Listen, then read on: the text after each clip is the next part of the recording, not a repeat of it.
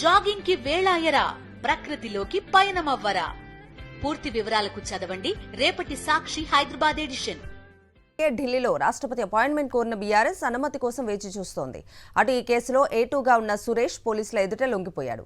ఇప్పటికే అరెస్టైన A1 నిందితుడు పట్నం నరేందర్ రెడ్డికి స్పెషల్ బ్యారక్ ను ఏర్పాటు చేయాలని కోర్టు ఆదేశించింది.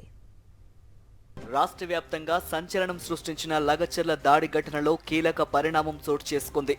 ఘటనలో A2 నిందితుడిగా ఉన్న భోగమోని సురేష్ న్యాయస్థానంలో లొంగిపోయాడు. కొడంగల్ జూనియర్ సివిల్ కోర్టు అతనికి 14 రోజుల రిమాండ్ విధించింది. స్థానిక ప్రభుత్వ ఆసుపత్రిలో వైద్య పరీక్షలు నిర్వహించిన అనంతరం సురేష్ ను సంగారెడ్డి జైలుకు తరలించారు. ఇదే కేసులో A38 హనుమంత్, A55 నీరటి సురేష్ ను పోలీసులు అదుపులోకి తీసుకుని సంగారెడ్డి జైలుకు తరలించారు. ఈ కేసులో ఇప్పటివరకు మొత్తం 28 మందిని పోలీసులు అరెస్టు చేశారు. మరోవైపు లగచర్లలో ఘటనలో అరెస్టైన మాజీ ఎమ్మెల్యే బీఆర్ఎస్ నేత పట్నం నరేందర్ రెడ్డికి ప్రత్యేక బ్యారక్ కేటాయించాలని జైళ్ల శాఖను హైకోర్టు ఆదేశించింది. ప్రత్యేక అండర్ ట్రయల్ ఖైదీగా పరిగణించాలని, ఇంటి నుంచి భోజనం అనుమతించాలని స్పష్టం చేసింది. తన భర్తకు జైలులో ప్రత్యేక వసతి కల్పించాలని కోరుతూ నరేందర్ రెడ్డి భార్య శృతి తరఫున న్యాయవాది సామల రవీందర్ హైకోర్టులో పిటిషన్ దాఖలు చేశారు. ఇతర ఖైదీలతో పాటు ఉంచితే తన భర్త ప్రాణానికి హాని ఉందని పేర్కొన్నారు. ఈ పిటిషన్పై విచారణ చేపట్టిన ధర్మాసనం అండర్ ట్రయల్ ఖైదీ కుటుంబ సభ్యులు సరఫరా చేసే ఆహార వస్తువులను రుచి చూసి అనుమతించాలని అధికారులను ఆదేశించారు. అవసరమైతే వైద్య సదుపాయాలు అందించేలా చూడాలని చెప్పింది. జైలు అధికారులు నిర్దేశించిన సమయాల్లో ఆహారాన్ని అందజేయాలని కుటుంబ సభ్యులకు స్పష్టం చేస్తూ మధ్యంతర ఉత్తర్వులు జారీ చేసింది.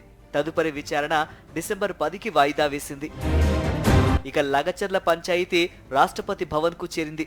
అధికారులపై రైతుల దాడి, తదనంతర పరిణామాలపై రాష్ట్రపతి ద్రౌపది ముర్ము కార్యాలయం ఆరా తీసింది. లగచర్లలో బలవంతపు భూసేకరణ, పోలీసుల దాడులు, లైంగిక దాడి ఆరోపణలు తదితర అంశాలను రాష్ట్రపతి దృష్టికి తీసుకువెళ్లేందుకు బీఆర్ఎస్ ప్లాన్ చేస్తోంది. మాజీ మంత్రి సత్యవతి రాథోడ్ నేతృత్వంలోని 15 మంది సభ్యుల బృందం రాష్ట్రపతి అపాయింట్మెంట్ కోరగా దాడికి సంబంధించిన వివరాలను ఇవ్వాలంటూ రాష్ట్రపతి కార్యాలయం సూచించింది. ఘటనకు సంబంధించిన అన్ని వివరాలను బీఆర్ఎస్ రాష్ట్రపతి కార్యాలయానికి పంపించింది. దీనిపై రాష్ట్రపతి ద్రౌపది ముర్ము 4-5 రోజుల్లో స్పందించే అవకాశం ఉన్నట్లు తెలుస్తోంది. అయితే ఢిల్లీలో రాష్ట్రపతిని కలిసే అవకాశం లేకుంటే హైదరాబాద్ పర్యటనలోనైనా కలిసే అవకాశం ఇవ్వాలని బీఆర్ఎస్ రాష్ట్రపతి కార్యాలయానికి విన్నవించింది. లగచర్ల ఘటనతో పాటు రాష్ట్రంలో గిరిజనులు, దళితులపై జరుగుతున్న దాడులకు నిరసనగా బీఆర్ఎస్ ఆందోళనకు పిలుపునిచ్చింది. అందులో భాగంగా ఈ నెల 21న మహబూబాబాద్ జిల్లా కేంద్రంలో మహాధర్నా చేపట్టనుంది. ఈ నిరసన కార్యక్రమంలో పార్టీ వర్కింగ్ ప్రెసిడెంట్ కేటీఆర్ పాల్గొననున్నారు. లగచర్ల ఘటనలో అరెస్టైన గిరిజనులకు ఓవైపు న్యాయ సహాయం అందిస్తూనే మరోవైపు వారికి పార్టీ సంఘీభావం ప్రకటించింది. ఇప్పటికే బాధిత కుటుంబాలను ఢిల్లీలోని జాతీయ SC/ST కమిషన్ కు ఫిర్యాదు చేశారు. ఓవైపు బాధితులకు మద్దతుగా నిలుస్తూనే ఘటనపై ప్రభుత్వానికి వ్యతిరేకంగా ఆందోళనలు చేపట్టనుంది. ఇదిలా ఉంటే లగచర్ల ఘటనలో ప్రభుత్వ చర్యలను తప్పుబట్టింది CPM. ప్రతిపక్ష నేతలపై తప్పుడు కేసు పెట్టడం సరికాదంటూ ఈ నెల 21న లగచర్లకు వెళ్లనున్నారు CPM